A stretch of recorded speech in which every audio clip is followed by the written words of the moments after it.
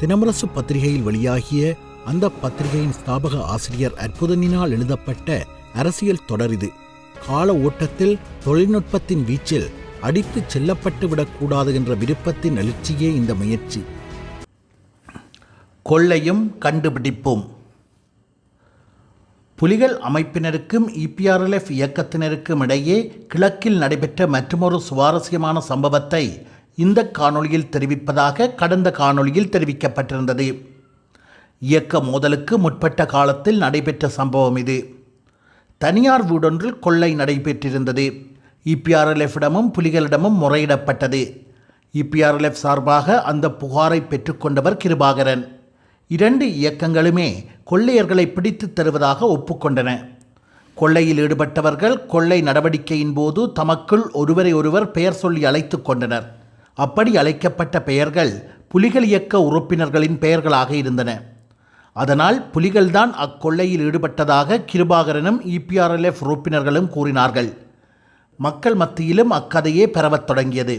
அதனால் புலிகள் இயக்கத்தினரும் கொள்ளையர்களை இனம் காண தீவிரமாக முயன்றனர். இறுதியாக கொள்ளையரில் ஒருவரை புலிகள் இயக்கத்தினர் பிடித்துவிட்டனர். அவருக்கு மரண தண்டனை விதிப்பதாகவும் முடிவானது. மரண தண்டனையின் பின்னர் அவரை புதைக்க குழி வெட்டினார்கள். யாருக்கு மரண தண்டனை விதிக்கப்பட இருந்ததோ அவரை கொண்டே குழி வெட்டினார்கள். குழியை வெட்டும்போதுதான் மரண பயம் அவரை பிடித்து கொண்டது. என்னை கொல்லாதீர்கள், கிருபாகரன் சொல்லித்தான் கொள்ளை நடந்தது, நான் EPRLF உறுப்பினர் என்று மன்றாடினார் அவர். அவரை ஒரு வாகனத்தில் ஏற்றிக்கொண்டு EPRLF முகாமுக்கு சென்றனர் புலிகள். அங்கு கிருபாகரன் இருந்தார். அவரிடம் சென்ற புலிகள் இயக்க பொறுப்பாளர், கொள்ளையில் ஈடுபட்ட சம்பந்தப்பட்டவரை பிடித்துவிட்டோம், ஆளை வாகனத்தில் கொண்டு வந்திருக்கிறோம், அவர் தன்னை உங்கள் ஆள் என்று சொல்கிறார் என்று கூறினார்கள். கிருபா வாகனத்தில் இருந்தவரை சென்று பார்த்துவிட்டு, இவர் எங்கள் ஆளல்ல என்று சொல்லிவிட்டார். நாங்களும் அப்படித்தான் நினைத்தோம், இவரை நாங்கள் கொண்டு போய் மரண தண்டனை விதிக்கப் போகிறோம், குழியும் வெட்டி வைத்துவிட்டுத்தான் வந்திருக்கின்றோம் என்றனர் புலிகள் இயக்கத்தினர். உடனே கிருபாகரனின் முகம் மாறிவிட்டது. கிருபாகரனும் அவரது சகாக்களும் தனியாகச் சென்று குசுகுசுத்தனர். பின்னர் புலிகள் இயக்கத்தினரிடம் வந்தார் கிருபாகரன். தோழர், தவறு ஒன்று நடந்து போச்சுது.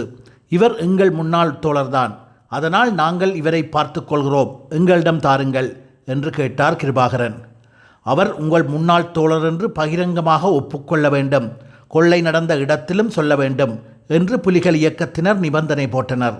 அதனை கிருபாகரன் ஏற்றுக்கொண்டதால் தாம் பிடித்து வைத்திருந்த EPRLF உறுப்பினரை அவர்களிடம் ஒப்படைத்து விட்டு சென்றனர் புலிகள் இயக்கத்தினர். காடுகளின் பாதுகாப்பு. நாம் இப்போது மீண்டும் 1988ஆம் ஆண்டுக்கு செல்லலாம்.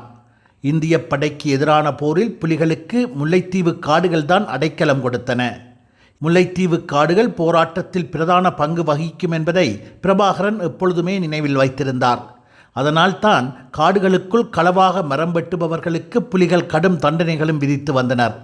களவாக வெட்டப்படும் மரங்களை ஏற்றிச் செல்லும் லொரிகள் பிடிபட்டால் மரங்களை இறக்கிவிட்டு லொரிகளை தீயிட்டு கொளுத்துமாறும் பிரபாகரன் உத்தரவிட்டிருந்தார். வன்னிக்காடுகள், குறிப்பாக முல்லைத்தீவு காடுகள் பாதுகாக்கப்பட்டமைக்கு புலிகளின் கடுமையான நடவடிக்கைகளும் ஒரு காரணம் எனலாம். யாழ் குடாநாட்டை கைப்பற்றிய இந்திய படையினர் மாங்குளம், முல்லைத்தீவு, கிளிநொச்சி, மன்னார் ஆகிய வன்னி நிலப்பகுதிகளையும் கைப்பற்றி நிலை கொண்டனர். பராக் கொமாண்டோக்களும் கூர்க்கா படையினரும் வன்னி போரில் முக்கிய பாத்திரம் வகித்தனர். வன்னி முற்றுகை. வன்னி தரைப்பகுதிகளை கைப்பற்றி நிலை கொண்ட பின்னர் பிரபாகரனின் பிரதான முகாமை காட்டுக்குள் சென்று நிர்மூலம் செய்வதுதான் இந்திய படை தளபதிகளின் திட்டமாக இருந்தது. பிரபாகரன் மணலாற்று காட்டுப்பகுதியில் அலம்பில் என்னும் இடத்தில்தான் பிரதான முகாம் அமைத்து இருக்கிறார் என்று இந்திய படையினருக்கு தகவல் கிடைத்திருந்தது.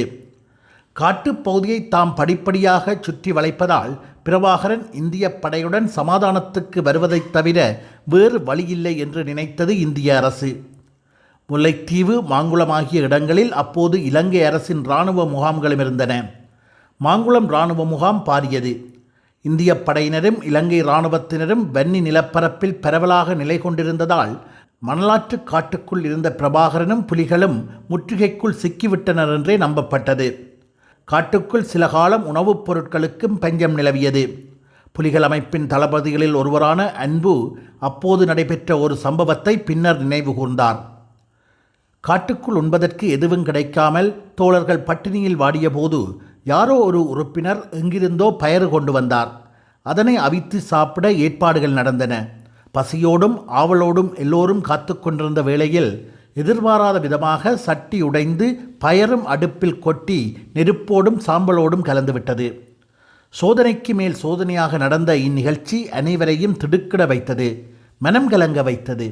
ஆனால் பிரபாகரன் கொஞ்சமும் கலங்காமல் அடுப்பருகே மண்டியிட்டு அமர்ந்தார். தீயை அணைத்தார்.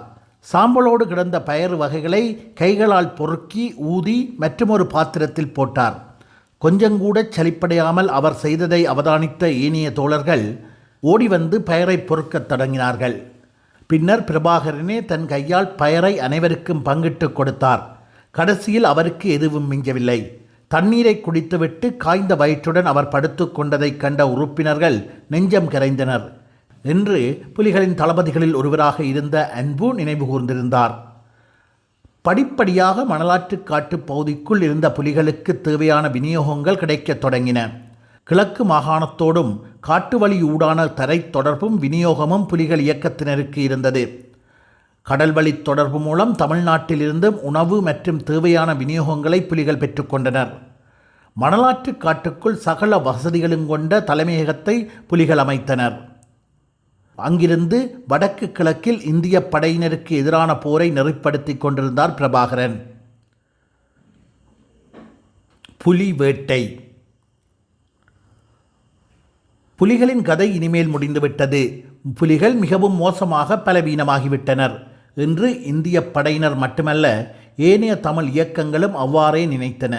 அதனால் புலிகளுக்கு எதிரான யுத்தத்தில் இந்திய படையினருக்கும் இந்திய அரசுக்கும் விசுவாசமாக நடந்து நல்ல பெயர் எடுப்பதில் முக்கியமாக 3 இயக்கங்கள் போட்டி போட்டன.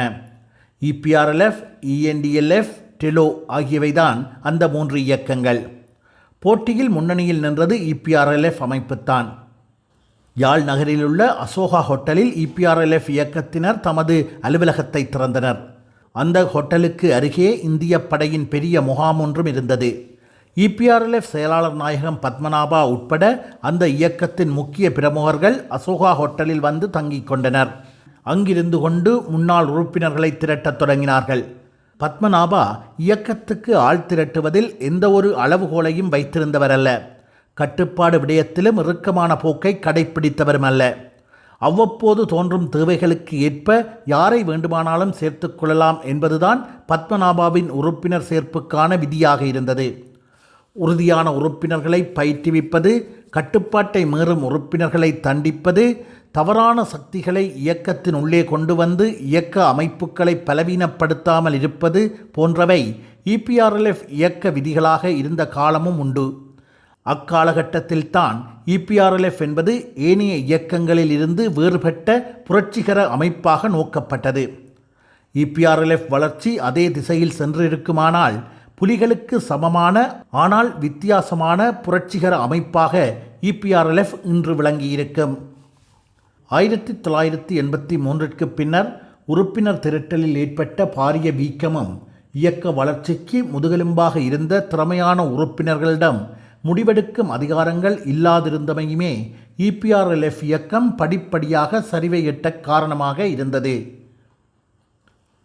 வெளிப்பகட்டு. 1983 பின்னர் உறுப்பினர்களின் எண்ணிக்கை மூலம் பரபரப்பையும் ஆரவாரத்தையும் காட்டும் ஒரு அமைப்பாக EPRLF இருந்தது. அந்த ஆரவாரத்தை பார்த்தவர்கள் EPRLF ஒரு பலமான கட்சி, புலிகளுக்கு மாற்றான சக்தி என்றெல்லாம் நம்பியிருந்தனர். ஆனால் ஒரே இரவுக்குள் EPRLF-ஐ புலிகள் தடை செய்து முடித்தபோது அந்த பிரமைகள் தகர்ந்தன. பெரும் அலுவலகங்கள், எங்கும் முகாம்கள், வாகன பலங்கள், வாய் வீச்சுக்கள் என்று வெளிப்பகட்டில் காட்டிய அக்கறையை உட்கட்டமைப்பில் காட்ட முடியாத போது உட்கட்டமைப்பிலே உறுதி வாய்ந்த புலிகளை எதிர்கொள்ள முடியாமல் ஒரே இரவில் தகர்ந்தது. இது ஒரு வரலாற்று படிப்பினையாகும். ஆயினும் தனது வீழ்ச்சியிலிருந்தும் EPRLF பாடம் கற்றுக்கொள்ளவில்லை என்பது இந்திய படையோடு அந்த இயக்கத்தினர் வந்தபோது மேற்கொண்ட அணுகுமுறைகளில் தெரிந்தன. இயக்கத்தில் ஒழுக்க மீறல்கள் காரணமாக விலக்கப்பட்டிருந்தவர்களுக்கு மீண்டும் அழைப்பு விடுக்கப்பட்டது. மட்டக்களப்பில் கிருபாகரன் போல யாழ்ப்பாணத்தில் பல கிருபாகரன்களுக்கு வாய்ப்பு தரப்பட்டது. அசோகா ஹோட்டலில் பத்மநாபாவை சென்று சந்தித்தால் எத்தனை மோசமானவர்களாக இருப்பினும் அவர்கள் பாவ விமோசனம் பெற்றுவிட்டார்கள் என்று அர்த்தம். முன்னர் என்ன பாவம் செய்திருந்தாலும் அவர்களுக்கு உறுப்பினர் தகுதி வழங்கப்பட்டு கையில் ஆயுதம் தரப்பட்டது.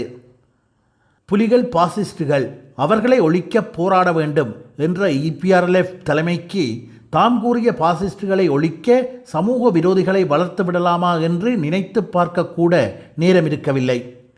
யாழ்ப்பாணமெங்கும் ஒரே பரபரப்பு. EPRLFஐ மக்கள் சுருக்கமாக ஈப்ஸ் என்று அழைத்தனர். ஈப்ஸ் வந்துவிட்டது. அசோகா ஹோட்டலில் குவிந்து நிற்கிறார்கள். இனி ஈப்ஸின் காலம்தான். புலிகள் தலையெடுக்கவே முடியாது என்றெல்லாம் ஒரே பேச்சு. யாழ்ப்பாணத்தில் புலிவேட்டையில் இறங்கியது EPRLF. உண்மையிலேயே பத்மநாபா சாதாரண மக்களை துன்புறுத்தும் நடவடிக்கைகளை மனதார வெறுக்கும் ஒரு தலைவராகவே இருந்தார். ஆனால் அவர் தேர்ந்தெடுத்த உறுப்பினர்களும் அவரால் பாவ விமோசனம் பெற்றுக்கொண்டவர்களும் பத்மநாபாவுக்கே தண்ணி காட்டக்கூடியவர்களாக இருந்தனர். விளைவு, யாழ்ப்பாணத்தில் இந்திய படையினர் மீது வெறுப்பு கொண்டிருந்த மக்கள் இந்திய படையினர் பரவாயில்லை, ஈப்ஸ் தான் மோசமப்பா என்று கூறும் அளவிற்கு நிலைமையை ஏற்படுத்தியிருந்தது. மக்கள் நினைத்தது சரிதான் என்பதற்கு உதாரணமாக மட்டுமல்லாமல் யாரும் நினைத்து பார்க்க முடியாத சில கோரச் சம்பவங்கள் அரங்கேற ஆரம்பித்தன. நெஞ்சை உலுக்கும் அந்த சம்பவங்கள் பற்றி அடுத்த காணொளியில் பார்ப்போம். இந்த காணொளி உங்களுக்கு பிடித்திருந்தால் லைக் பண்ணி சப்ஸ்கிரைப் செய்து கொள்ளுங்கள். தொடர்ச்சியாக அற்புதனின் எழுத்துக்களை ரசிப்பதற்கும் ஈழத்தமிழ் அரசியலின் ஒரு பகுதியினை அறிந்து கொள்வதற்கும் உதவியாக இருக்கும்.